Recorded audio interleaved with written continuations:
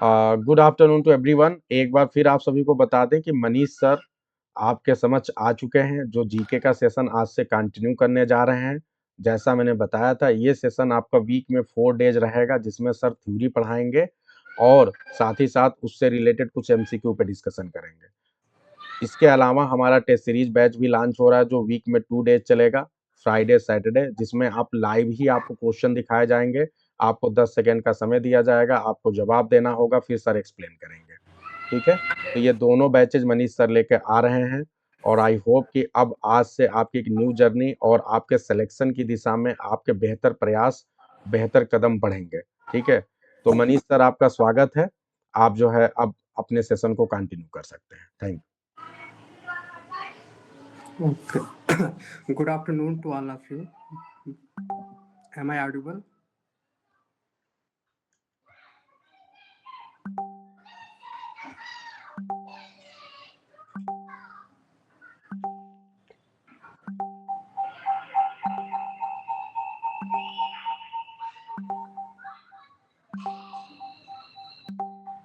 Manish sir आप शुरू करिए। Okay, sir.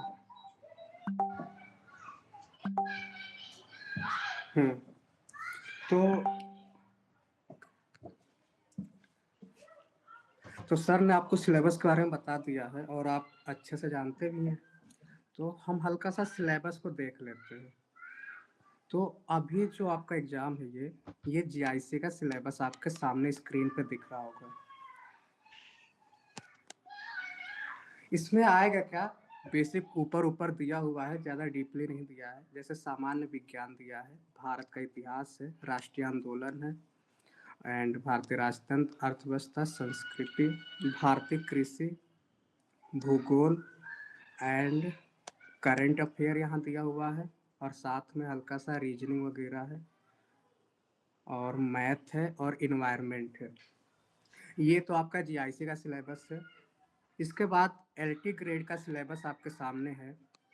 एलटी ग्रेड में क्या आ रहा है, इसमें हल्का सा सिलेबस के जो टॉपिक है उसके अंदर भी बताया हुआ है। एक बार आप लोग बता दीजिए मेरा आवाज जा रहा है कि नहीं। सर ये लोग मैसेज कर रहे हैं, आप मैसेज या तो आप सर दूसरी आवाज आ मोबाइल रही है। दूसरी okay mobile okay. Manish ji आप दूसरी मोबाइल से ना चाहे तो लिंक को जोड़ लें किसी दूसरे की लेके, तो वहां पे आपको सब मैसेज इनका दिखेगा, है ना, उसमें मैसेज ऑन कर लीजिएगा। Okay okay sir. तो ये है सिलेबस आपका एलटी ग्रेड का। इसको हम हल्का सा देखेंगे और इसके साथ में आज मैं आपको सिलेबस एक्सप्लेन करने वाला हूँ, तो हल्का सा ध्यान से सुनिएगा और मैं बताऊंगा कि कैसे क्या करना है। जैसे आपको बेसिक पता है 30 क्वेश्चन आएंगे, 30-40 क्वेश्चन जो भी आना होगा ये आएगा। और चूंकि एग्जाम है, निगेटिव मार्किंग भी होगा, तो एक एक क्वेश्चन आपके लिए बहुत इंपॉर्टेंट हो जा रहा है। पर प्रॉब्लम यह है कि करे कैसे। जैसे आप देख रहे होंगे यहाँ पे हिस्ट्री से आ रहा है, फिर आप देख रहे हैं पॉलिटी भी आ रहा है, इकोनॉमी भी आ रहा है, करंट अफेयर भी आ रहा है, एग्रीकल्चर, साइंस और मैथमेटिक्स आ रहा है। इतने सारे टॉपिक आ रहे हैं और कितने आ रहे हैं, 30 क्वेश्चन। अब आप एक चीज इमेजिन करो, यहाँ पे अगर मैं सिर्फ पॉलिटी की बात करूं तो पॉलिटी में कितने चैप्टर होते हैं, बहुत सारे, 25 से 30 चैप्टर हैं। क्वेश्चन कितने आएंगे, 3 क्वेश्चन आएंगे। हिस्ट्री की बात करूं तो हिस्ट्री में आपका एंशिएंट है, मिडाइवल है, मॉडर्न हिस्ट्री है। क्वेश्चन कितने आ रहे हैं, तीन तीन चार क्वेश्चन आ रहे हैं। करंट अफेयर का कोई बाउंड्री ही नहीं होता है। इससे क्वेश्चन कितने आ रहे हैं, 4 से 5 क्वेश्चन आ रहे हैं। मैंने आपका देखा है, मैंने पीवाईक्यू देखा है, तो उसके हिसाब से मैं आपको बता रहा हूँ। ज्योग्राफी से आ रहे हैं 3-4 क्वेश्चन। तो यहाँ पे मेरा जो टारगेट है, मैं कैसे करने वाला हूँ वो आपको बताऊंगा। मैं चाहता हूँ कि कम से कम में आपका ज़्यादा तैयारी हो जाए, है ना। क्योंकि अगर एक एक चीज़ कराऊंगा, एक एक टॉपिक कराऊंगा, तब तो पूरा समय आपका इसी में चला जाएगा। तो मेरा टारगेट ये रहेगा कि मैं कम से कम कराऊं और उसमें से आपके ज़्यादा से ज़्यादा क्वेश्चन हो जाए। तो कुछ चीज़ें मैं आपको बता दूं, जैसे मान लो 30 क्वेश्चन है, तो मैं जितने भी क्वेश्चन दूंगा सारे इंपॉर्टेंट ही रहेंगे। तो वो क्वेश्चन तो आपको याद करने ही होंगे। वो क्वेश्चन आपको कुछ नहीं करना है, आपको बस मेरे साथ जो भी 1 घंटे की क्लास होगी मेरे साथ बस बैठना है, सुनना है, बस सुनना है आपको, कुछ करना ही नहीं है, बस आपको मेरे को सुनना है। आपको रिवीजन का भी टेंशन नहीं लेना है, रिवीजन मैं कराऊंगा। आपको घर पे इसके लिए 1 मिनट भी नहीं देना है, बस आपको जो मेरे साथ 1 घंटे देने हैं वही देना है। और एक आप लोग जानते हैं कि रूल होता है, 80-20 का रूल होता है, ये हम लोग यूपीएससी में फॉलो करते हैं, सभी एग्जाम में सभी लोग फॉलो करते हैं।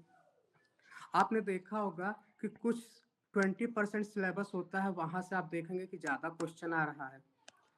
मतलब आप देखते हैं कि कुछ टॉपिक ऐसे होते हैं जहाँ से क्वेश्चन आने फिक्स होते हैं, कुछ टॉपिक ऐसे होते हैं वहां पे आप बहुत मेहनत करो पर वहां से क्वेश्चन नहीं आते हैं, तो आउटपुट रेशियो बहुत कम होता है। तो मेरे से आपको क्या फायदा होगा?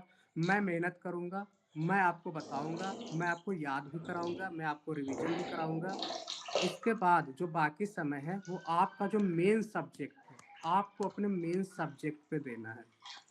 तो आपको ज़्यादा टेंशन ही नहीं लेना है। अगर आप मेरा क्लास अटेंड कर रहे हो तो मैं आपको अपने क्लास का वो बता दूँ, शुरू के 10 मिनट में मैं सिर्फ रिवीजन कराऊंगा, आखिरी के 10 मिनट में मैं डाउट सेशन लूंगा, और बीच में मैं आपको सारी चीज़ें बताऊंगा। बीच में अगर कोई टॉपिक में कुछ समझ नहीं आ रहा है तो आप पूछेंगे, और मेरी कोशिश रहेगी कि मैं आपको याद करा दूँ, आपको अलग से कुछ ना मेहनत करना हो। तो और एक टीचर का मतलब भी यही होता है कि आपको ज़्यादा मेहनत ना करना हो, मैं ज़्यादा चीज़ें आपको याद करा दूँ। तो एक बार आते हैं अपने सिलेबस के ऊपर। आज हम सिलेबस के बारे में देखेंगे और हर एक सब्जेक्ट का बेसिक जो अंडरस्टैंडिंग होता है वो आपको मैं कराने वाला हूँ। तो सबसे पहले आप देखेंगे आपके सामने एक सब्जेक्ट है, हिस्ट्री दिख रहा होगा आपको। ये है history of India and Indian national movement, ये है एलटी ग्रेड का। तो एक बार आप लोग मुझे बता दीजिए कि जो आपका पहला एग्जाम होगा वो एलटी ग्रेड का है ना? क्योंकि अगर बोलेंगे सिलेबस, तो मैं देख रहा हूँ दोनों का सेम है सिलेबस। आप सारे एग्जाम जितने भी है ना, सबका सिलेबस सेम ही होता है ऑलमोस्ट। तो मैं इसी हिसाब से कोई भी एक सिलेबस उठा के मैं कराना शुरू कर रहा हूँ, और आप लोग ध्यान से सुनिए। सबसे पहले आप देखिए history of India and Indian national movement. तो हिस्ट्री ऑफ इंडिया क्या होता है? हिस्ट्री ऑफ इंडिया की बात करें तो हिस्ट्री को बेसिकली 3 पार्ट में हम लोग इसका अध्ययन करते हैं, एंशियंट हिस्ट्री, मेडाइवल हिस्ट्री और मॉडर्न हिस्ट्री।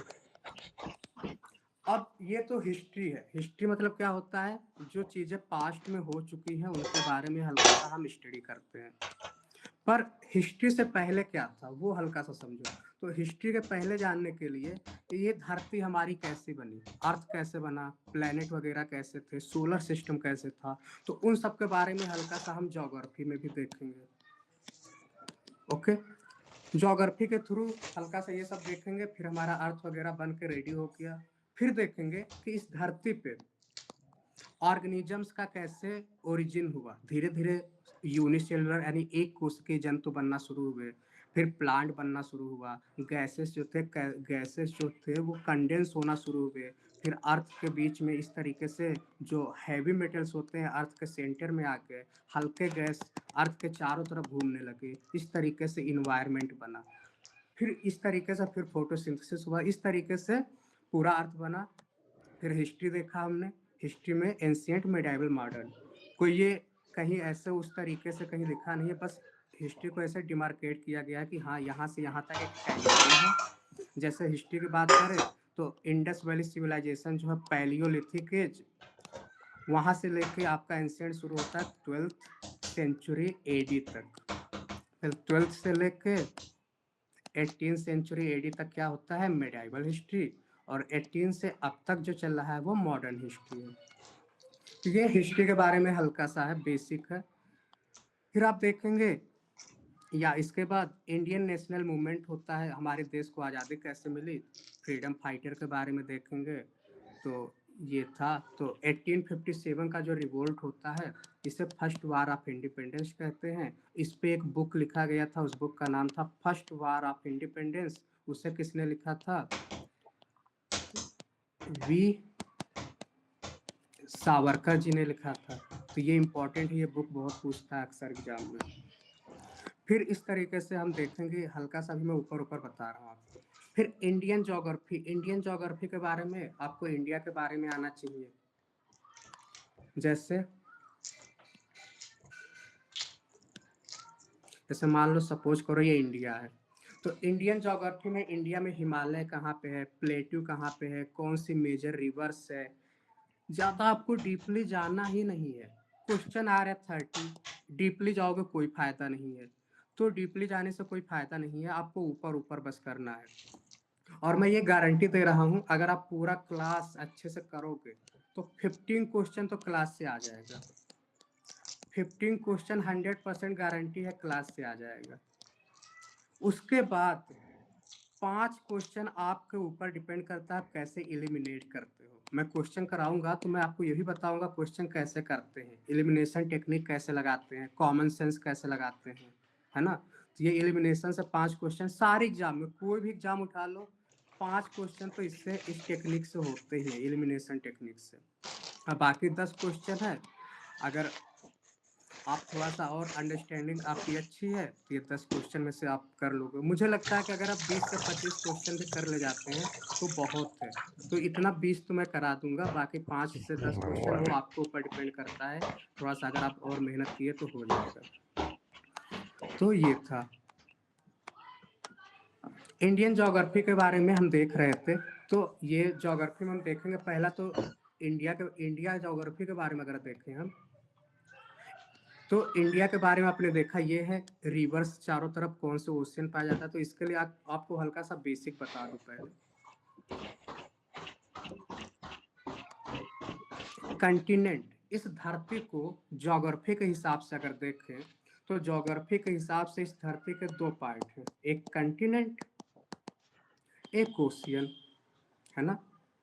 अगर हम बायोलॉजी के हिसाब से देखें, तो इस धरती पे 2 तरह के लिविंग थिंग्स हैं, एक है एनिमल, एक है प्लांट।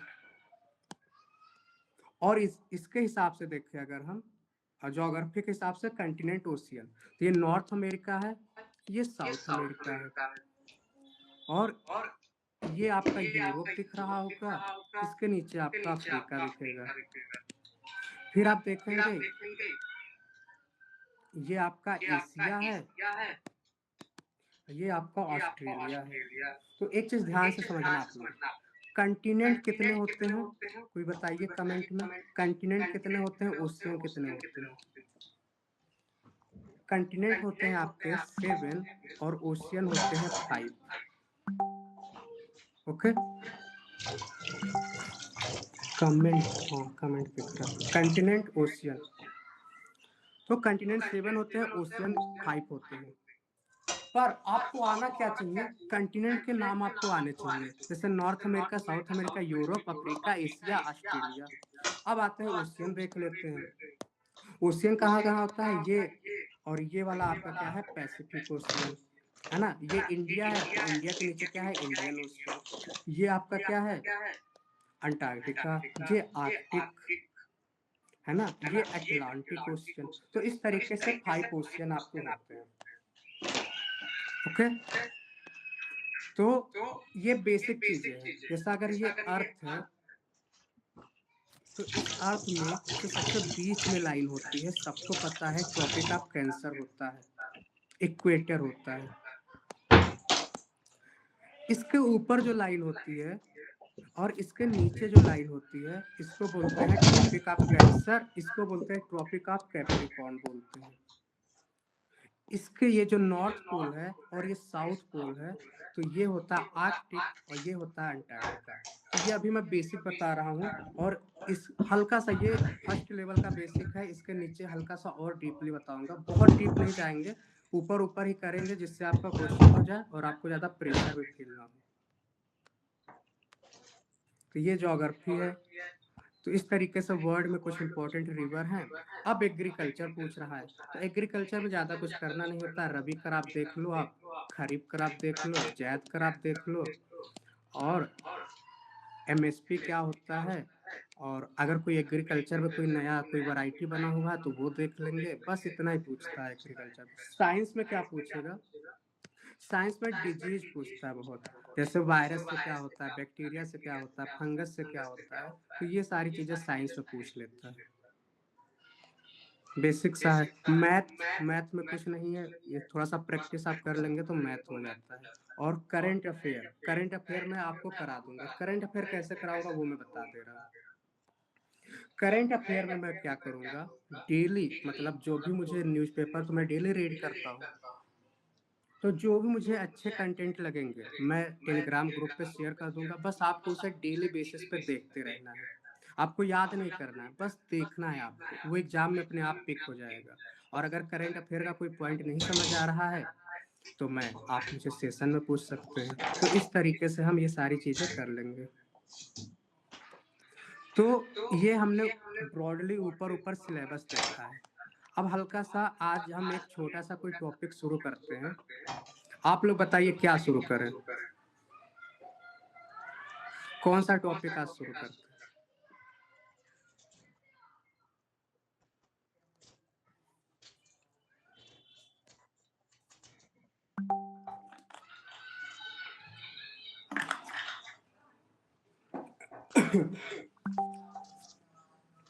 पॉलिटी, रागिनी जी ने कहा ज्योग्राफी पॉलिटी, पॉलिटी है जो भी। Okay sir, current affair 1 year तक का याद करना होगा। हाँ, करंट अफेयर तो मैं करा दूंगा, करंट अफेयर का आपको टेंशन लेना ही नहीं है। बस मैं जो भी भेजूंगा आप उसको याद करते जाना, और एक बार देखते जाना जो भी मैं फोटोज वगैरह भेजूंगा। मनीष सर, आवाज जा रही है हमारी? हेलो। हाँ हाँ सर, आ रही है। ये लोग ये भी जानने के लिए आतुर होंगे कि सर हमें कौन सी किताब लेनी है, क्या हमें करंट अफेयर का भी कोई किताब लेना है। ये सब थोड़ा इनको बता दीजिए, अगर नहीं लेना है तो भी आश्वस्त कर दीजिए, और लेना है तो भी बता दीजिए थोड़ा सा करंट अफेयर संबंधित। वैसे इन सब लोग के पास लूसेंट है पहले से। अब बाकी आप एक बार किताबों पे भी थोड़ा डिस्कस कर दीजिए। करंट अफेयर आई थिंक मेरे हिसाब से तो कोई फायदा नहीं है, कोई आपको बुक रीड करने का तो कोई फायदा ही नहीं है। कैसे क्वेश्चन आ रहे हैं, आने हैं 4 से 5 क्वेश्चन। कोई भी अगर आप बुक लेते हो, वो इतना कंटेंट होता है उसमें ना कि दिमाग के ऊपर से चला जाएगा, तो कोई फायदा नहीं है। जैसे हमारे एग्जाम में होते हैं 40 से 50 क्वेश्चन आते हैं करंट अफेयर से, तब हम लोग बुक रीड करते हैं। 4 से 5 क्वेश्चन में आप बुक अगर रीड करते हो तो मुझे तो नहीं लगता करंट अफेयर में फायदा करेगा। तो करंट अफेयर का तो टेंशन ही मत लो आप, बहुत लेंथी है। तो करंट अफेयर में मैंने बोला ना, करंट अफेयर ऐसा चीज है, मैं आपको बता दूं कैसे आते हैं करंट अफेयर क्वेश्चन में। करंट अफेयर का क्वेश्चन ऐसे आते हैं, अगर कोई चीज पहली बार हो रहा है, मतलब कोई चीज जैसे अभी आपने देखा होगा जो वीमेन क्रिकेट टीम है, इसने पहली बार वर्ल्ड कप जीता, तो ये क्वेश्चन आना है फिक्स है। ऐसे ही कोई भी चीज अगर पहली बार हो रहा है तो समझ लो को क्वेश्चन आएगा। जैसे स्पेस से रिलेटेड कोई काम हुआ है तो वो पूछ लेगा। तो इस तरीके से कोई भी चीज अगर पहली बार हो रहा है तो वो आएगा, और ये मैं करा दूंगा, इसकी टेंशन नहीं लेना है आपको। मंथली है वो बहुत कंटेंट, हाँ सही बात है। तो करंट अफेयर के लिए कुछ नहीं करना है। अगर आपको जीएस के लिए करना है, बहुत मन कर रहा होगा अगर आपको करने का, तो लूसेंट सही है, लूसेंट आप कर लो। जो भी मैं चीजें पढ़ाऊंगा वो मैं आपको मटेरियल भी दे दूंगा, तो उसका टेंशन नहीं लेना है। बाकी अगर आप लूसेंट करते हो तो करिए, और जो भी आपके डाउट होंगे सेशन के एंड में आप हमसे पूछ लेना। तो कोई दिक्कत नहीं, आप जो भी टॉपिक करते हो कर सकते हो, अगर आपको लगता है कि जीएस में और अच्छा करना है, क्योंकि हर एक एग्जाम में जीएस आ रहा है, तो इसलिए अगर अच्छा रहेगा तो आपके लिए प्लस पॉइंट है। तो अगर आप जीएस को अच्छा करना चाहते हो तो आप लुसेंट ही कर लो, और लुसेंट में जो भी आपको समझना है आप हमसे लास्ट में पूछ सकते हैं। बस इतना ही, बाकी मैं कंटेंट तो दूंगा ही, मैं क्लास भी लूंगा, बस उसी क्लास को आपको बार बार रिवाइज करना है, और मैं जो भी आपसे पूछूंगा उसका आंसर देना होगा। बस इतना ही करिए।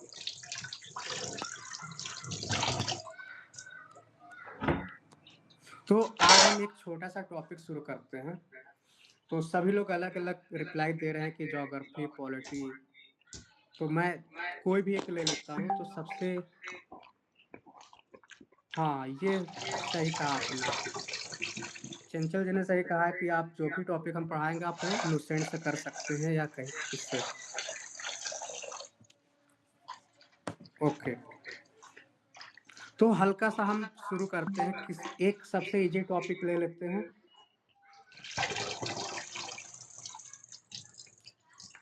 वो करने के लिए। तो शुरुआत करते हैं मॉडर्न हिस्ट्री।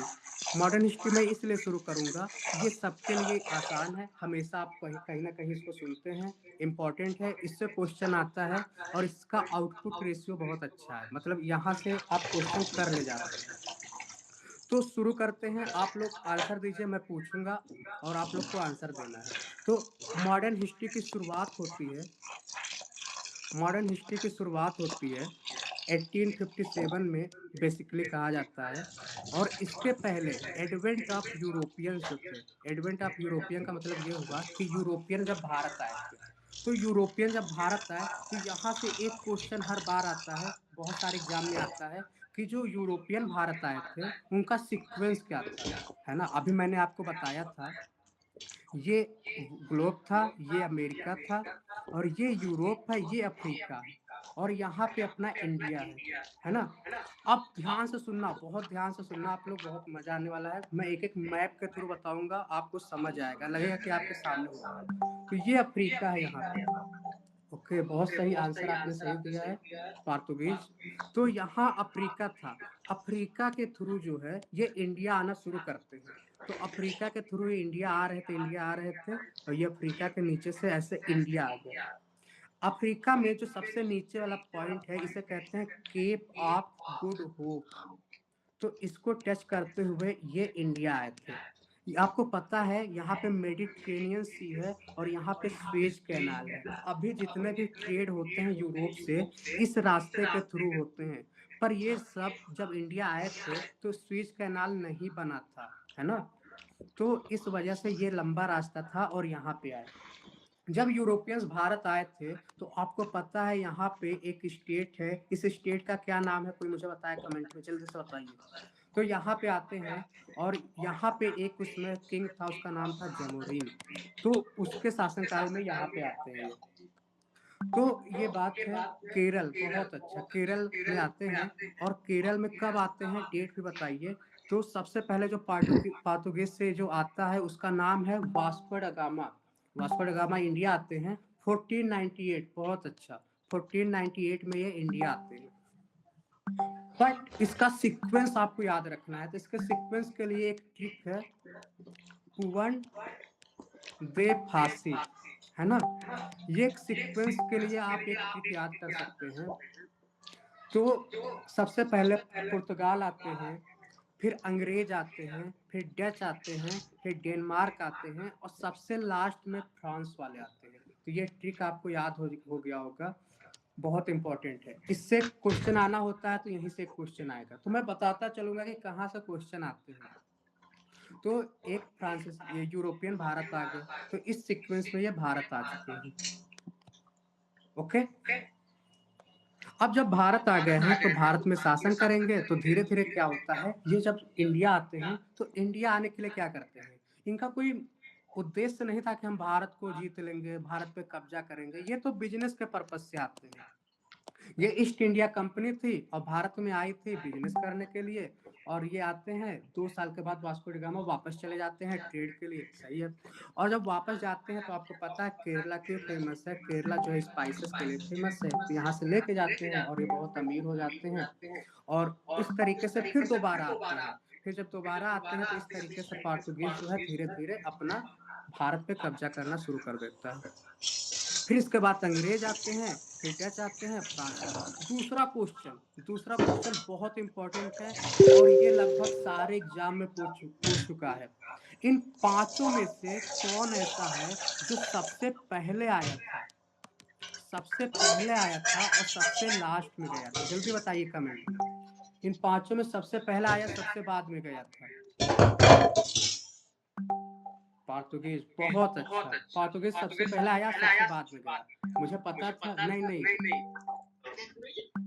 ब्रिटिशर्स कैसे हो सकते हैं, सबसे पहले पोर्तुगीज आए थे, सबसे लास्ट में गए थे। हाँ सर। अब एक चीज आवाज जा रही है सर? ध्यान दीजिएगा, ये तो सबको पता है सबसे हेलो। पहले आए, लेकिन सबसे लास्ट में गए, कब गए कोई बताएगा मुझे? पोर्तुगीज जो हैं भारत से कब गए थे? एक हिंट में दे देता हूँ, भारत 1947 में फ्री हो गया था, इसके बाद गए थे। भारत जो है 1947 में फ्री हो गया था, उसके बाद गए थे। हाँ सर, बोलिए सर। ओ सही है, एक्चुअली कमेंट नीचे आ नहीं, जा रहा है ना, क्लास ले तो रहे इसलिए तो मैं, बताइए। हाँ सही है। रुचि जी ने एकदम सही आंसर दिया लगभग है, 1 घंटे में। गोवा से भगाया गया था 1961 में, एकदम ठीक। सही है। 1961 में ये भारत से गए हुए थे गोवा में। और आपको पता है गोवा में एक शहर है, उसका नाम भी है वास्को ड गामा। और गोवा एक ऐसा राज्य है यहाँ पे यूनिफॉर्म सिविल कोड है। अब देखो एक करंट अफेयर का क्वेश्चन भी मैं डिस्कस करने जा रहा हूँ, ध्यान से सुनना। भारत में ओनली सिर्फ 2 ही राज्य हैं जहाँ पे यूसीसी है। यूसीसी में भारत में सिर्फ 2 ही राज्य है, एक तो गोवा है और दूसरा अभी 1 साल पहले बना है उत्तराखंड। रुचि जी ने एकदम सही आंसर दिया है, उत्तराखंड। सिर्फ 2 राज्य, बहुत इंपॉर्टेंट है। अगर किस्मत अच्छा रहा आपका तो ये क्वेश्चन पक्का आएगा, उत्तराखंड आ सकता है, क्योंकि करंट अफेयर में ऐसा ही पूछता है जो यूनिक हो। जब भी आप करंट अफेयर रीड करना और आपको लगे कि ये तो यूनिक है, ये पहली बार हुआ है, तो समझ जाओ कि ये क्वेश्चन पक्का आएगा। तो यूनिफॉर्म सिविल कोड है ना। अब एक क्वेश्चन और है, इसको मैं कनेक्ट करूंगा पॉलिटिक्स से। कैसे? यूसीसी, यूसीसी जो है, क्या यूसीसी ये किस में है? आपको ये बताना है। पॉलिटी में आपको पता है फंडामेंटल राइट होता है। एक डीपीएसपी आप लोग जानते हैं, डीपीएसपी में ओके आर्टिकल 44 सही बता रहे हैं, प्रदीप जी सही बता रहे हैं। एक सेकंड, मेरा पेन काम नहीं कर रहा है, एक सेकंड रुकिए।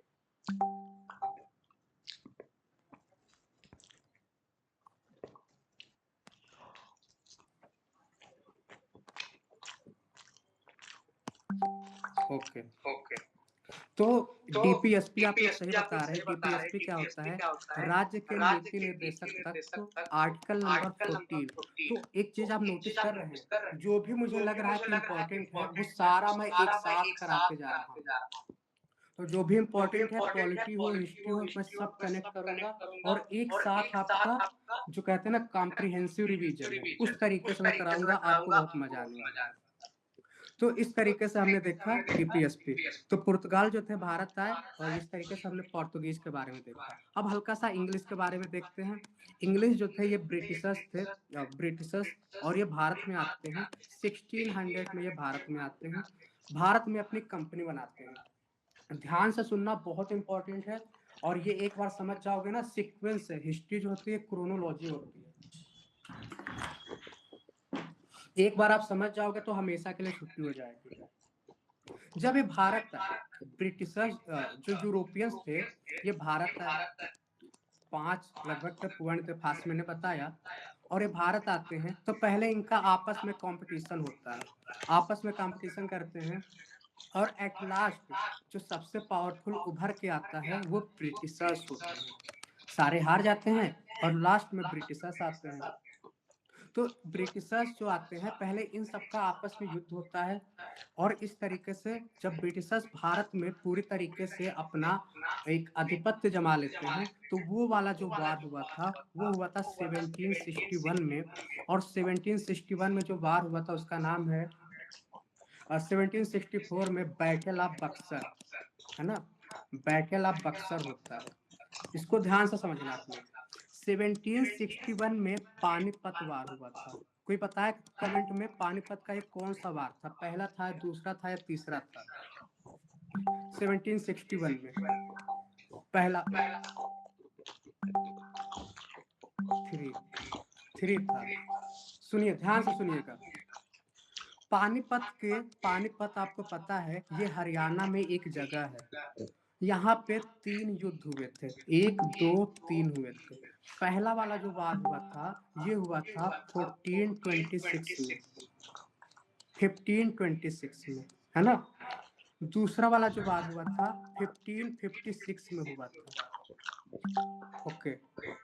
और तीसरा वाला जो वार हुआ था 1761 में। चंद्रेश जी ने अच्छा बताया है और एकदम करेक्ट है, राजकुमार चौबे जी ने एकदम सही बताया है। तो ध्यान से सुनना, ये तो आपने डेट बता दिया। अब मुझे ये बताओ, जब पानीपत का पहला युद्ध हुआ था तो इससे एक डायनेस्टी बना था, उस डायनेस्टी का नाम कोई बता दो मुझे। बाबर। बाबर ने कौन सा डायनेस्टी बनाया था? मुगल। एकदम सही, एकदम सही बताया आपने।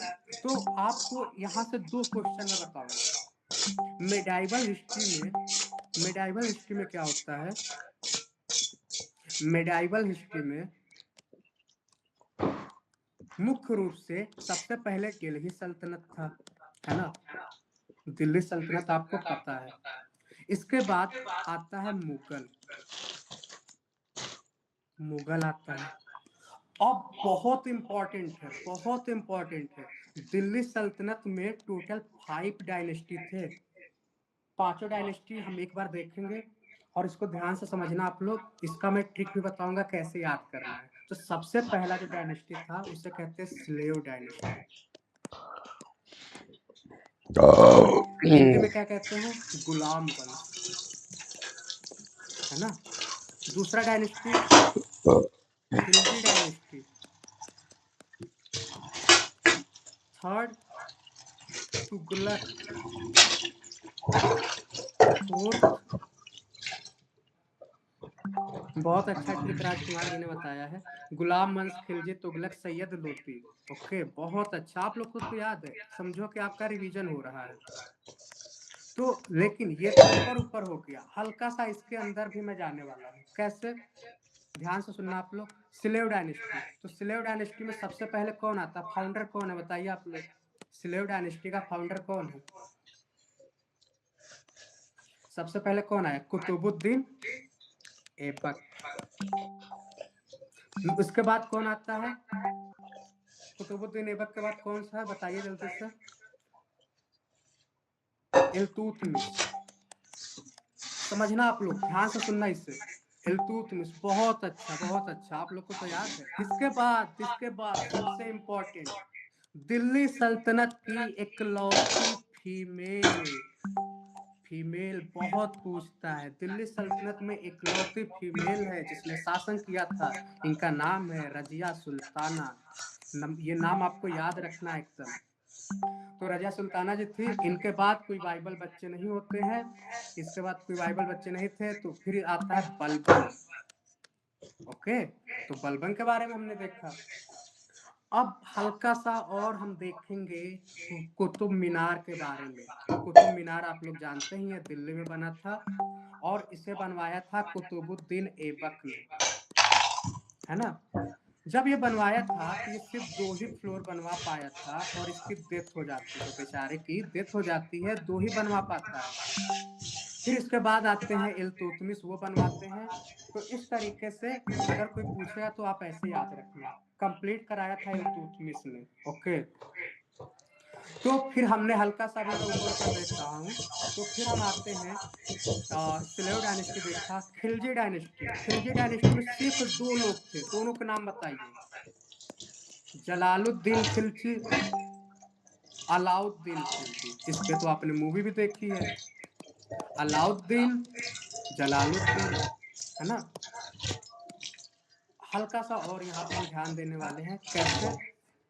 सबसे छोटा डायनेस्टी अगर पूछेगा तो यही था, सिर्फ 30 साल तक ही चला था।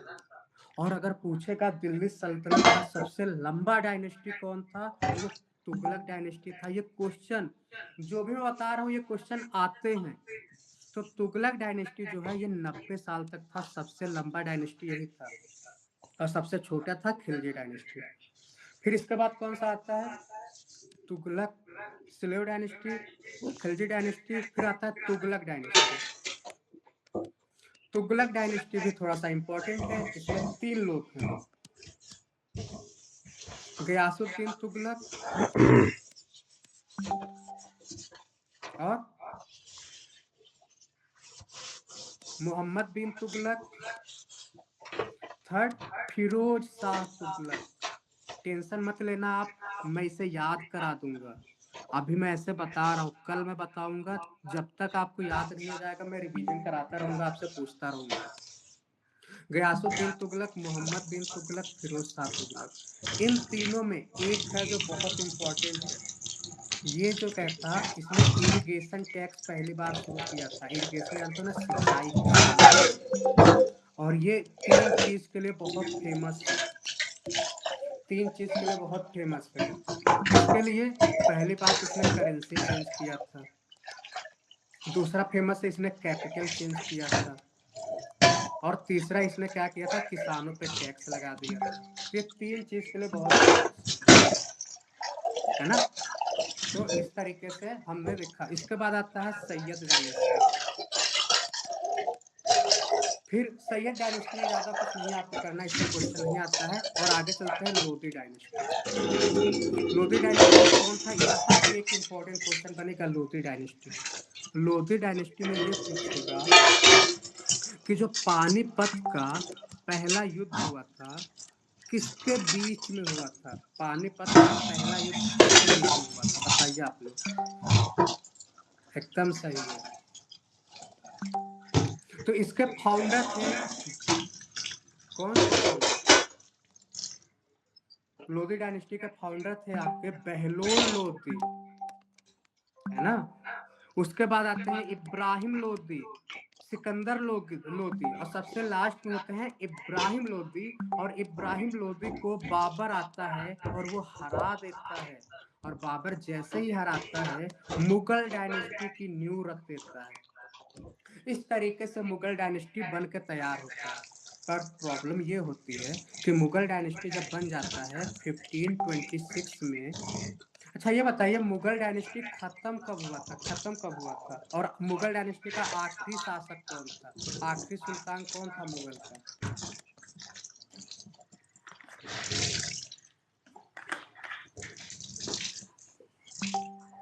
बहादुर शाह जफर। एकदम सही है। जो भी मैं पूछ रहा हूँ ये क्वेश्चन आएगा पक्का, आप देख लेना। इसी में से क्वेश्चन आना है। तो मुगल का जो सबसे आखिरी था उसका नाम था बहादुर शाह जफर। और 1856 वाला जो पानीपत का पहला युद्ध हुआ था, ये किसके बीच में हुआ था? ये आपका अभी आपने बताया था, इब्राहिम लोधी, इब्राहिम लोधी और बाबर के बीच में।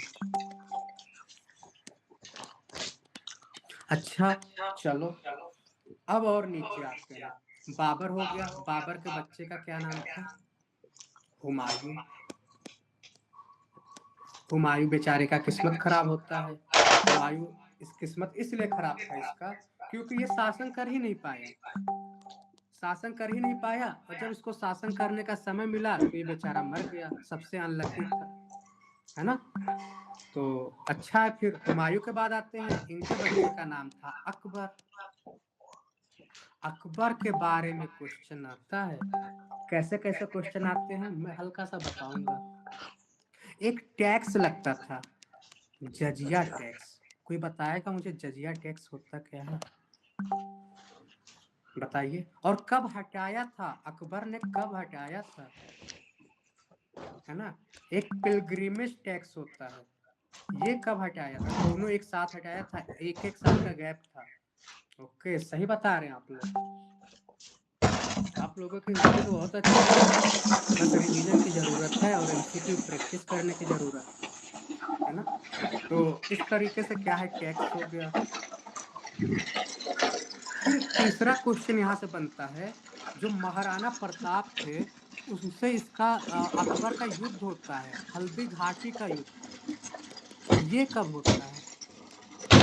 ये भी इंपॉर्टेंट है, क्वेश्चन यहीं से पूछता है हल्दी घाटी वाला, है ना। एकदम सही चंद्रेश जी ने बताया।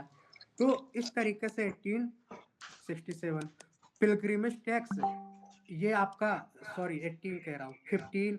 फिर जजिया टैक्स आप देखोगे तो 1561, 1562, ये हल्का सा आगे पीछे हो सकता है, यही होगा। तो जजिया टैक्स जो है और पिलग्रिमेज टैक्स है, दोनों एक साथ है, वो करते हैं। ओके। फिर आते हैं अकबर के बाद। अकबर के बेटे का नाम क्या था, बताइए। अकबर के बच्चे का क्या नाम था?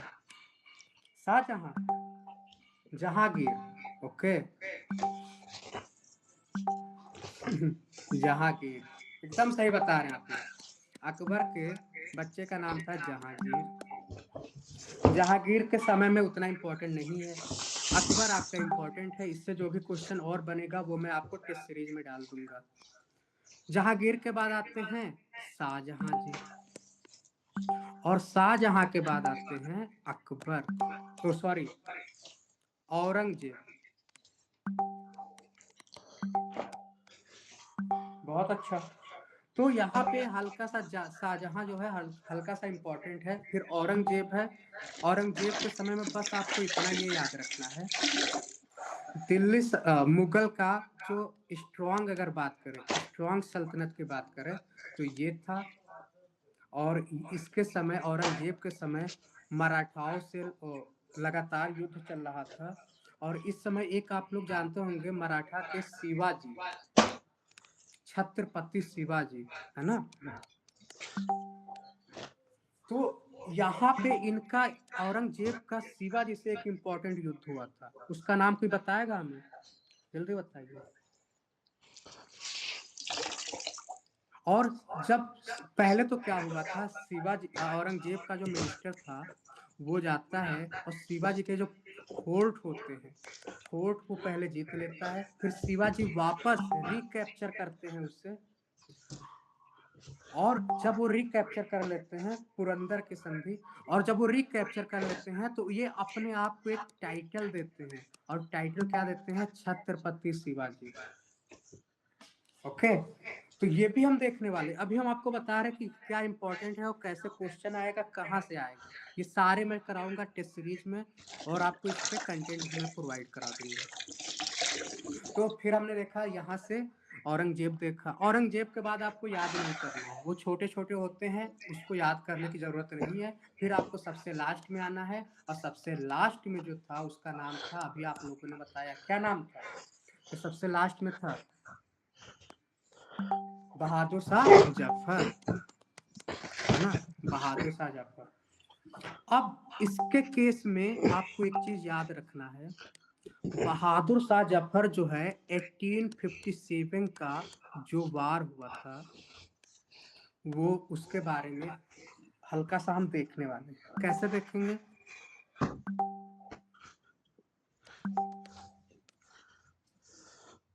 Mutiny of 1857। ओके। होता क्या है, हल्का सा इसके बारे में हल्का सा बेसिक समझो।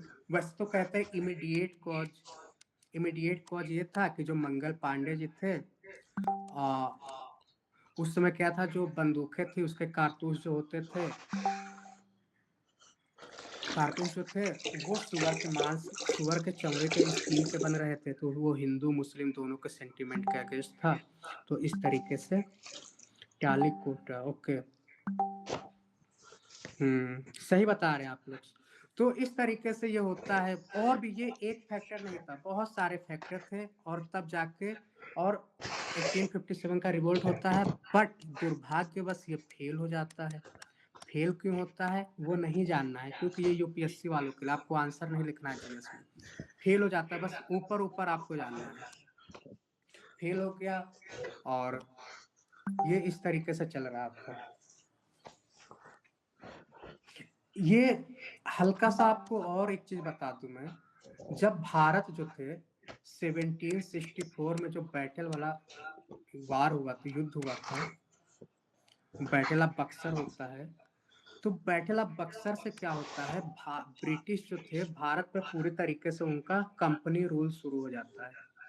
ये पॉइंट जो मैं बताऊंगा ना, बहुत ध्यान से सुनना आप लोग। बैटल ऑफ बक्सर से ये पूरी तरीके से डेवलप कर लेते हैं। ओके। सिराजुद्दौला, सिराजुद्दौला जो था ना, वो 1757 में वार हुआ था, battle of Plassey, battle of Plassey. तो सिराजुद्दौला था वहां पे। तो यहाँ होता क्या है, तो ध्यान से सुनना, ये था बंगाल, बंगाल आप लोग जानते हैं ना, जो आज का बांग्लादेश है, वेस्ट बंगाल है, ये पहले पूरा इससे बंगाल था। और ये नदी के यहाँ पे आपको पता है यहाँ पे कौन सा है, अरेबियन सी, सॉरी यहाँ बे ऑफ बंगाल है, बे ऑफ बंगाल है। और यहाँ पे आपको पता है अरेबियन सी है ना। अब जब बे ऑफ बंगाल है और ये समुद्र के किनारे है तो ट्रेड करना आसान होता है ना, क्योंकि आपको पता है पहले तो प्लेन वगैरह थे नहीं उतने, तो जो भी इंटरनेशनल ट्रेड होता था वो ओशियन यानी कि समुद्री मार्ग से होता था। तो ब्रिटिश ने सोचा कि इसको जो है जीतना बहुत जरूरी है, तो इसको जीत लेते हैं। तो यही बैटल ऑफ प्लासी से खत्म होता है। जब यहाँ से ध्यान से सुनना, जब ये बंगाल को कॉन्कर कर लेते हैं, फिर कहते हैं कि अब हमें एक्सपैंड करना है, तो एक्सपैंड करते हैं। तो मराठा, मैसूर, है ना, इस तरीके से, मराठा तो बीच में थे, मैसूर इस तरीके से धीरे धीरे, और गुजरात यहाँ पे राजपूत वगैरह जो भी थे, सिंध, तो इस तरीके से धीरे धीरे करके पूरा एक एक करके ये अपना एक्सपेंशन करना शुरू कर देते हैं। तो जब ये भारत में आते हैं, कंपनी रूल शुरू हो जाता है 1757 से, तो बहुत ज्यादा करप्शन होने लगा था। करप्शन इन द सेंस, जो भारत में थे वो सब बिजनेसमैन थे, ट्रेड करने आए थे, पैसे में पैसे कमा रहे थे, इंग्लैंड में अपना बंगलो बना रहे थे, अमीर होते जा रहे थे। तो जो ब्रिटिश की सरकार थी उससे समझ आया कुछ तो दिक्कत है, तो ब्रिटिश सरकार इस पे शिकंजा कसती है। तो सबसे पहले जो एक्ट पास करती है उसे कहते हैं रेगुलेटिंग एक्ट, है ना। तो सबसे पहले जो एक्ट पास करती है रेगुलेटिंग एक्ट पास करती है। अब रेगुलेटिंग एक्ट पास होती है, इसके पीछे क्या होता है, जब बैटल ऑफ बक्सर हुआ था तो उसमें एक ट्रीटी साइन हुआ था। ट्रीटी जानते हैं आप लोग, दीवानी राइट।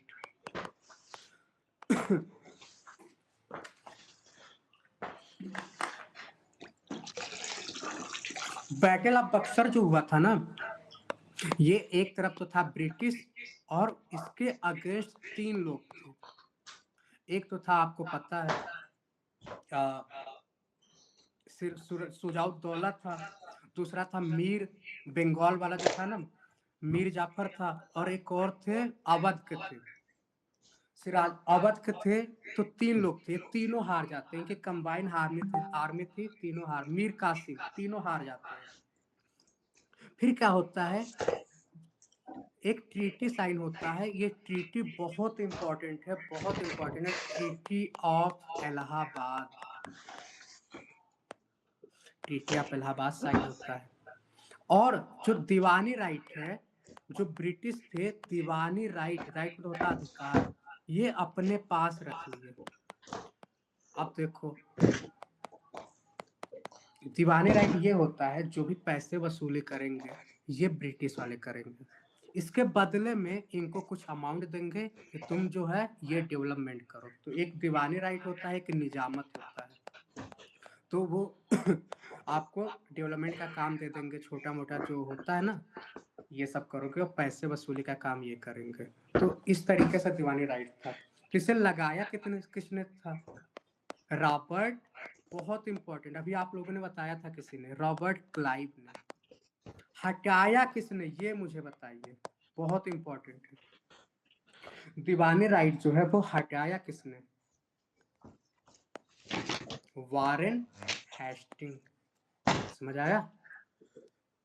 तो जो भी मैं चीजें बता रहा हूँ, सच बताऊं, मैं आपको कुछ समझा नहीं रहा हूँ, एक्चुअली मैं इतना एमसीक्यू कर चुका हूँ, आपको ऑनेस्टली बता रहा हूँ। जनवरी से हम लोग का जो प्रीलिम होता है मई में होता है, जनवरी से डेली हमारा टेस्ट चलता है प्रीलिम का, और हम लोग डेली 100 एमसीक्यू करते हैं। इतना एमसीक्यू कर चुके हैं कि हम लोग को पता है क्वेश्चन कहाँ से आएगा, एकदम एग्जामिनर का माइंड समझ चुके हैं। तो जो भी मैं बता रहा हूँ बस वही बता रहा हूँ जहां से क्वेश्चन बनते हैं। तो ये सारे क्वेश्चन आएंगे, जो भी बता रहा हूँ यही से क्वेश्चन आएगा। तो आप इसको अगर कर लो तो टेंशन ही नहीं लेना है, आप याद करोगे, कहोगे। बाकी टीचर, अगर आप बाकी टीचर का आप यूट्यूब देखोगे तो वो लोग क्या करेंगे, बहुत डीपली बताएंगे। अरे आपको डीपली क्यों जाना है, जब आना है 30 क्वेश्चन, 30 में से हिस्ट्री से आएगा 4 से 5 क्वेश्चन, तो आप 20 लेक्चर देख के क्या करोगे? कोई फायदा नहीं 20 लेक्चर देखने से। मैं आपका 3 से 4 लेक्चर में पूरा हिस्ट्री खत्म करा दूंगा, 3 से 4 लेक्चर में पूरा ज्योग्राफी करा दूंगा, और क्वेश्चन भी इसी में से आ जाएगा। तो फायदा तो यहाँ आउटपुट रेशियो तो आपका यहाँ पे है ना। और बाकी आपका जो समय बचा वो आप क्या करोगे? अपने एग्जाम जो आपका मेन सब्जेक्ट है उस पर फोकस कर लो। तो ऐसे होता है, आपको सब कुछ अच्छे से नहीं करना है। तो जो भी मैं ऊपर ऊपर बता रहा हूँ बस करते जाओ आप लोग। कहीं आपको यूट्यूब यूट्यूब नहीं देखना है, टाइम वेस्ट है। बस जो भी मैं बता रहा हूँ, जैसे आज मैंने समझाया, टेस्ट में आएगा, टेस्ट करना आप लोग, फिर मैं पूछूंगा वहां बताना। और हिस्ट्री मैंने इसीलिए शुरू किया था क्योंकि हिस्ट्री ऑलमोस्ट सबको हल्का फुल्का आता है। तो फिर मैं ज्योग्राफी बताऊंगा, वहां और मजा आएगा। पॉलिटी इंपॉर्टेंट है, पॉलिटी सबसे ज्यादा प्रोडक्टिव होता है, तो पॉलिटी भी आपको करा दूंगा। तो टेंशन नहीं लेना है। करंट अफेयर में डेली बेसिस पे कुछ ना कुछ आपको भेजता रहूंगा, तो वहां से करंट अफेयर हो जाएगा, तो आपको टेंशन लेना ही नहीं है। तो एक बार हम एक्ट देख लेते हैं। तो सबसे पहले आपका आता है 1773। 1773 में आपका आता है रेगुलेटिंग एक्ट, ध्यान से देखना आप लोग। इसके बाद आता है 1784, इसमें आता है पिट्स इंडिया एक्ट, है ना। इसके बाद आता है आपका 1793, इसमें आता है चार्टर एक्ट। समझना, ये जब ब्रिटिश इंडिया भारत पे शासन करना शुरू कर दिए थे, तो इस तरीके से ये बीच बीच में एक्ट पास करते थे। और सिंपल सी बात है, अगर आपको किसी देश पे शासन करना है तो आपको एक्ट बनाना होगा। ध्यान से सुनना, ये पहले मैं आपको ऊपर का आउटलाइन बता रहा हूँ। एक बार आउटलाइन समझ जाओगे ना, तो इसके अंदर समझाऊंगा तो आपको बहुत आसानी से समझ आएगा। तो चार्टर एक्ट हर 20 साल पे आता है। तो 1793 के बाद जो अगला चार्टर एक्ट आया था उसका डेट होगा 1813। फिर अगला चार्टर एक्ट आता है 1833। फिर अगला अगला एक्ट आता है 1853। समझ आ रहा है आप लोग को? तो आपने देखा 1764 में बैटल ऑफ बक्सर होता है, इलाहाबाद की ट्रीटी साइन होती है, और इलाहाबाद की ट्रीटी साइन होती है, दीवानी राइट शुरू होता है। दीवानी राइट को खत्म कर देता है वारेन हेस्टिंग, और वारेन हेस्टिंग इसको खत्म करता है। 1764 में बैटल ऑफ बक्सर होता है। 1761 में पानीपत का तीसरा युद्ध होता है, और पानीपत का तीसरा युद्ध होता है मराठा और अफगान के बीच में होता है, अहमद शाह अब्दाली। तो बैटल ऑफ 1761 में। फिर 1757 में बैटल ऑफ प्लासी होता है। बैटल ऑफ प्लासी किसके बीच में होता है? बंगाल में जो था सिराजुद्दौला, और दूसरा था उस समय रॉबर्ट क्लाइव था, जो ब्रिटिश गवर्नर था उस समय। ओके।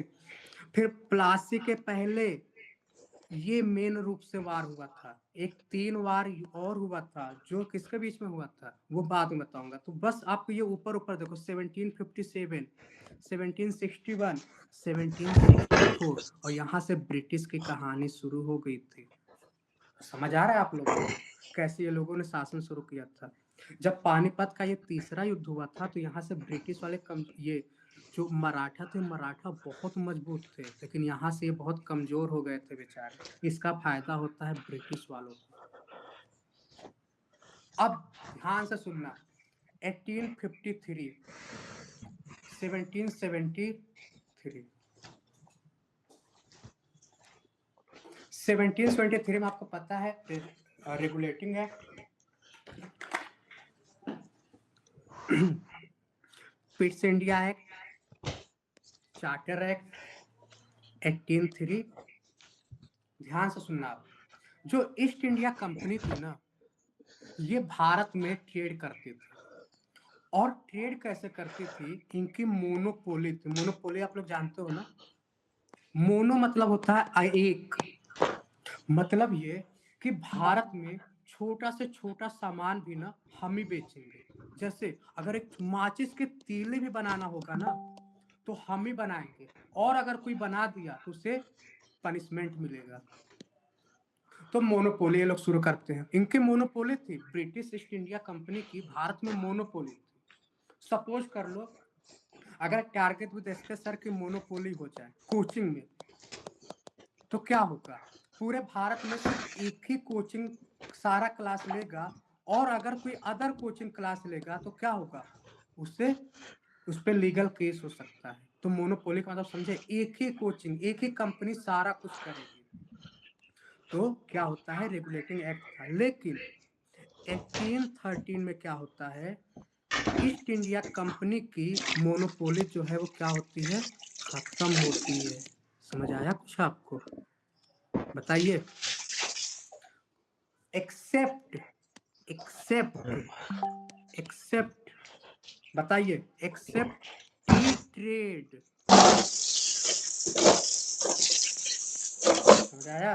मतलब कि मोनोपोली तो खत्म होगी, लेकिन सिर्फ ये वाली मोनोपोली सिर्फ रह गई थी विद चाइना। तो 1830 दूसरा क्वेश्चन क्या बनता है, जब भारत में जो ब्रिटिश रूल करते थे उन्हें हम कहते थे गवर्नर। क्या बोलते थे? गवर्नर। ओके। लेकिन जब 1784 में पिट्स इंडिया एक्ट आया तो इसको क्या बोल दिए? पहले बोलते थे गवर्नर, अब बोलने लगे गवर्नर ऑफ बंगाल। और 1833 में क्या बोलने लगे? गवर्नर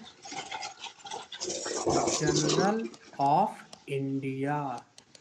ये क्वेश्चन पूछता है। और जो 1858 में जो एक्ट आता है, यहां से शुरू होता है वायसराय। समझ आया कुछ आपको?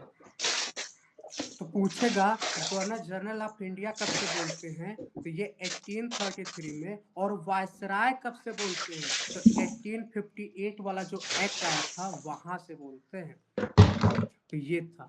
अब 1833 बहुत फेमस है, जानते हो क्यों? क्योंकि 1829 में एक एक्ट पास हुआ था। ये एक्ट कोई बताएगा क्या था? 1829 में एक एक्ट पास हुआ था, वो सती एक्ट था।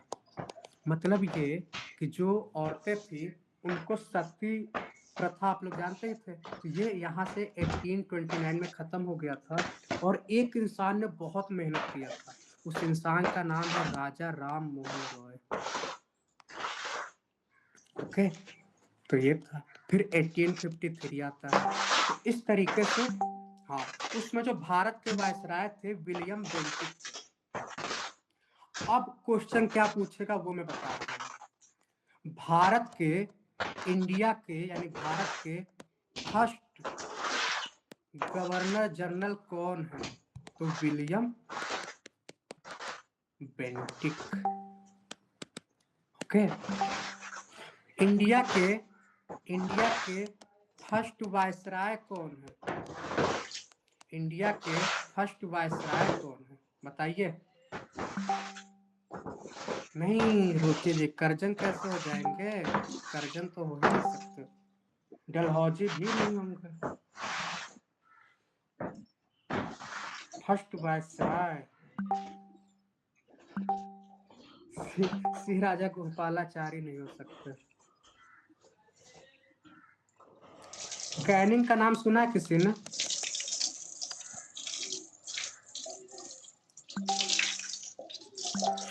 समझ आया? तो पहले जो वायसराय थे कैनिंग थे। तो ये क्वेश्चन आएगा, first governor general of India William Bentinck, first viceroy of India Canning. Okay. तो इस तरीके से हमने देखा ये एक्ट, 1853 तक का एक्ट हमने देखा। ओके। तो आज के लिए कितना टाइम, कितना हो गया? कोई एक बार टाइम बता दे कब से क्लास चले, मुझे तो आइडिया भी नहीं है।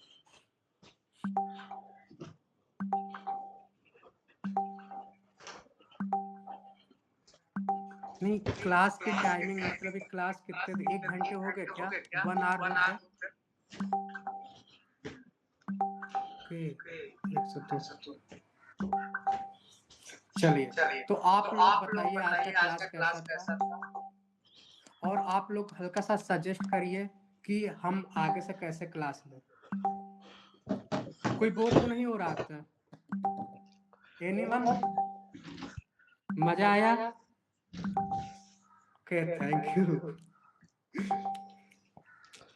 तो मैं फिर से बता दूं, क्लास बहुत अच्छा रहेगा। जैसे आप टाइम का पता नहीं चला ना, ऐसे ही ज्योग्राफी में, पॉलिटी में, किसी भी सब्जेक्ट में टाइम का पता नहीं चलेगा। याद करा दूंगा मैं, आपको याद भी नहीं करना है ना? तो याद भी नहीं करना है आपको, सब कुछ मैं कराऊंगा, हर चीज ट्रिक से हो जाएगा। टॉपिक वाइज क्लास लीजिए, ओके? हाँ, टॉपिक वाइज होगा। तो अभी अगर हम क्लास शुरू करते हैं तो हम हिस्ट्री से ही शुरू करेंगे। तो हिस्ट्री से ही करा देंगे पहले। जब हिस्ट्री हमारा हो जाएगा फिर पॉलिटी करा देंगे, ओके?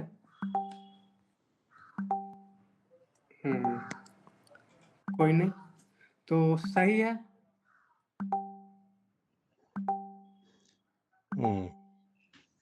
तो कैसा लगा भाई? बढ़िया है सब कुछ? मनीष सर, और कुछ बताना इन लोग को कि कल से किस टॉपिक से आप शुरू करेंगे, ये बता दीजिए। कल टॉप से अभी मॉडर्न हिस्ट्री खत्म कर देंगे, हाँ। और फिर एंशिएंट, मिडाइवल, इस तरीके से थोड़ा सा ना मैं जो पढ़ाऊंगा ना कनेक्ट करते हुए हाँ, कराऊंगा। वो तो ठीक है, मतलब जैसे कनेक्ट आप जो टॉपिक वाइज चल रहे हो तो कनेक्ट करते रहिए, हाँ हाँ लेकिन ये है कि ये हो जाए कि हिस्ट्री अब कंप्लीट हो गया, हिस्ट्री हाँ, के ऐसे टॉपिक। ही जैसे अभी हिस्ट्री कराऊंगा ना, तो हाँ हिस्ट्री में लगेगा कि कुछ पॉलिटी की चीज है, तो वो भी साथ में हाँ हल्का सा हाँ बता दूंगा। हाँ।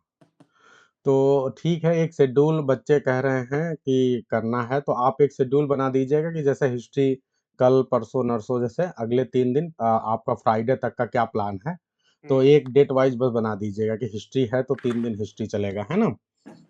तो वो थोड़ा सा शेयर कर दीजिएगा।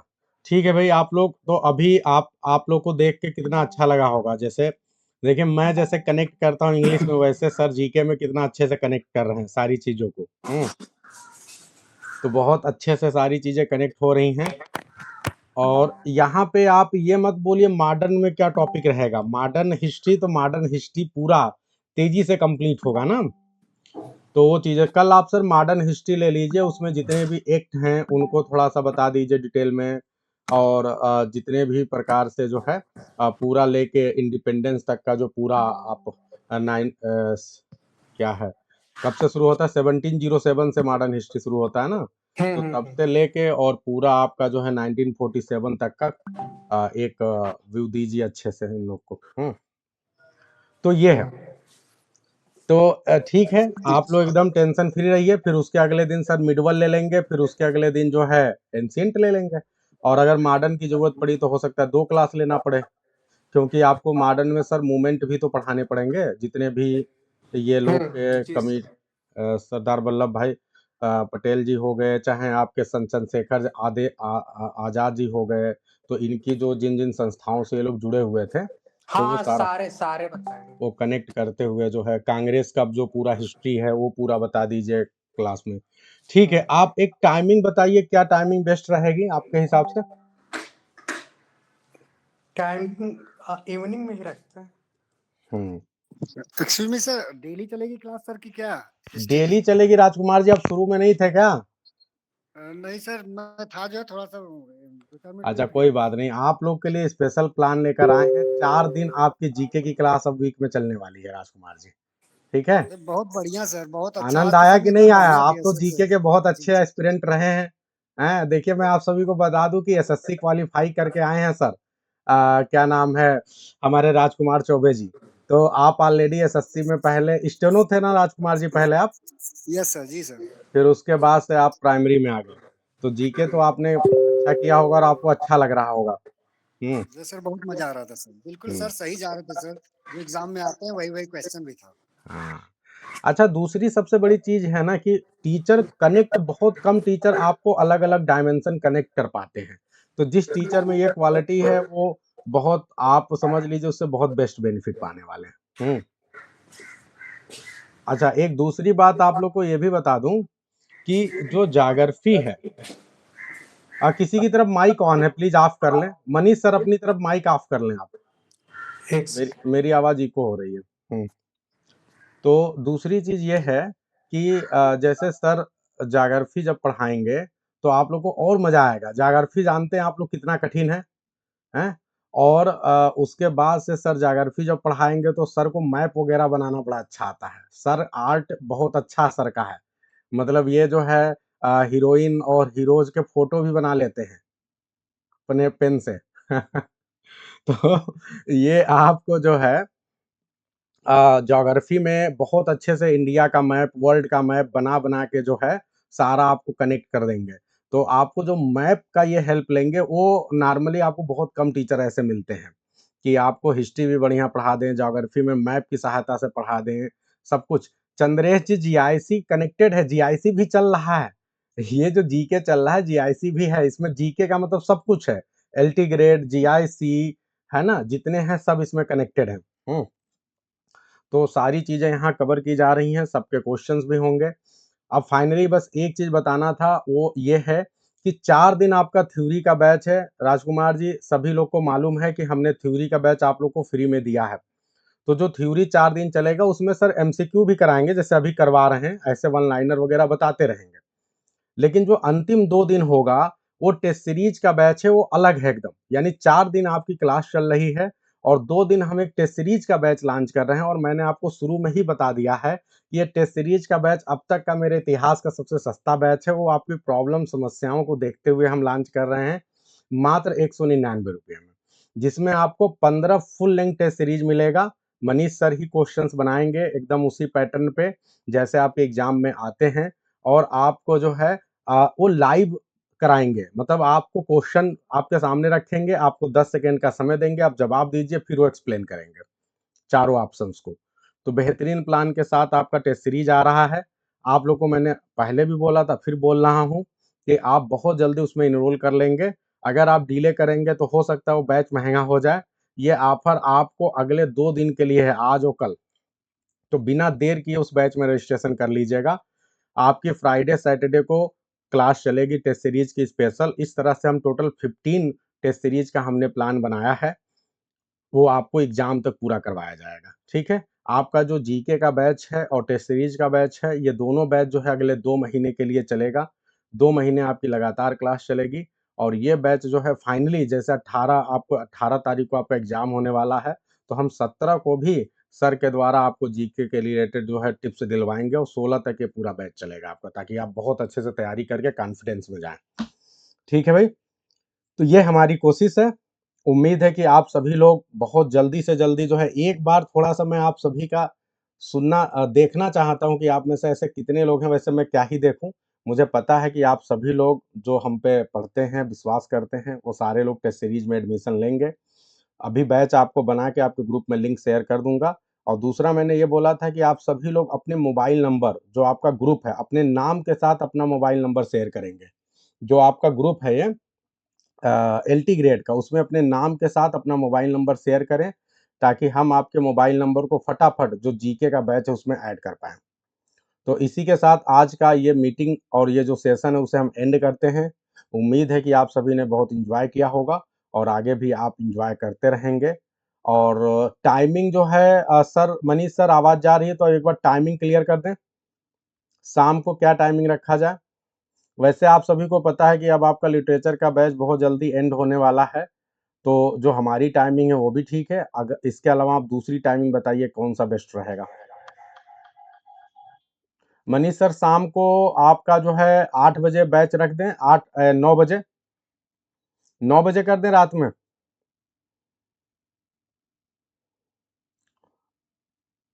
आप लोग ओके, इसकी तरफ का यस, इधर आप लोग बताएंगे जितने और लोग हैं। और लोग बताएंगे कि भाई जो टाइमिंग है 9 बजे क्या सभी के लिए परफेक्ट है, क्योंकि अब जीके भी चल रहा है तो टाइमिंग तो रखना ही पड़ेगा ना कोई एक। हाँ सर, टाइमिंग थोड़ा और पहले नहीं होगा? और पहले बताइए, 8 बजे सभी के लिए सही है। एक्चुअली इन लोग की एक क्लास और चलती है, अच्छा, तो कितना जैसे? वो क्लास जो है 6 बजे चलती है। आप 7 बजे लेंगे? हाँ 7 बजे तो अच्छा है। चलिए 7 बजे आप लोग का रख दिया जाए भाई, या अगर 5 बजे कर दिया जाए तो आप 5 बजे ले 5 बजे सकते हैं। बेहतर रहेगा सर। 5 से 6 कर लीजिए। 5 से 6। विजय लक्ष्मी कह रही है नो, क्या हुआ? सर आपकी क्लास भी तो रहती है सर। तो हमारी 6 बजे रहेगी ना। अच्छा 5 बजे कोई एग्री नहीं, महिलाएं एग्री नहीं है रात सर में? हम लोग को कम से कम 1-2 घंटे का गैप दीजिए, आपकी क्लास भी करेंगे, फिर उसके बाद हाउस होल्ड वर्क भी करना रहता है सर, एक कंटिन्यू नहीं हो पाएगा। तो मान लीजिए कि हमारी क्लास चली 6 से 7, ठीक? तो सर की क्लास 8 बजे से करें? सर 9 बजे परफेक्ट टाइम है, 9 से 10 भी कर सकते हैं, पर इसके पहले मत करिए क्योंकि वो इवनिंग में सर वो डिनर का टाइम होता है ना, 1-1.5 आप एक घंटे में काम सबको करिए चाहिए। सर, आप एक काम करिए, आप हमारी क्लास की टाइमिंग ले लीजिए 6 बजे वाला, और आपके लिए परफेक्ट रहेगा। मुझे अब कुछ ही दिन पढ़ाना है तो मैं 9 बजे वाला टाइमिंग ले लेता हूँ। अब सही है, बताइए आप लोग, क्योंकि जीके की क्लास डेली चल रही है, तो बताइए आप लोग। ओके, 6 बजे आपका जीके रहेगा और रात में 9 बजे मेरा इंग्लिश रहेगा, ठीक है? ये मेरे ख्याल से परफेक्ट है सभी के लिए। ठीक है, सभी को गुड नाइट। गुड नाइट ही बोलते हैं क्योंकि अब तो मिलना है नहीं। ठीक है, गुड डे बोल देते हैं ताकि दिन और जो बचा एंजॉय कर लो। तो सभी को गुड डे। फिर मिलते हैं आप सभी से अगली क्लास में with a new lecture. GK और इंग्लिश दोनों का मजा लीजिए आप लोग। चलिए, बाय बाय।